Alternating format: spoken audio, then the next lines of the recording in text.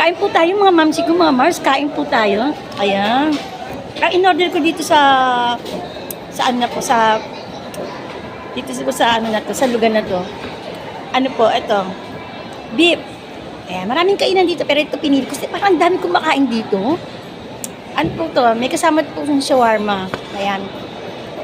Kain po tayo. Ayan po, pasensya na kayo. Wala po akong ayos. Wala po akong makeup. Wala po akong makeup. Wala po. Ayan.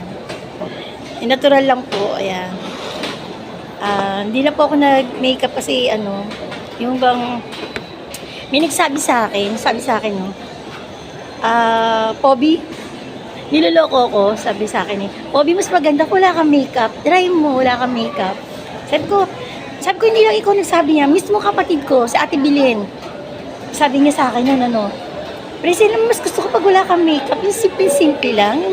Ay, pag nami-makeup naman ako, konti lang din naman ako eh. Hindi naman ako talaga yung makeup na big. Hindi, konting eyeshadow, konting blush on. Ayan, puro konti lang naman. Pero ngayon talaga, oh, wala talaga ako. Ni eyeliner, wala. Ni konting ano, wala. Ni blush on, wala. Talagang, ano lang po, simple-simple lang po ngayon ng mamsi nyo. Ayan, natumba pa. Natumba pa yung cellphone ko.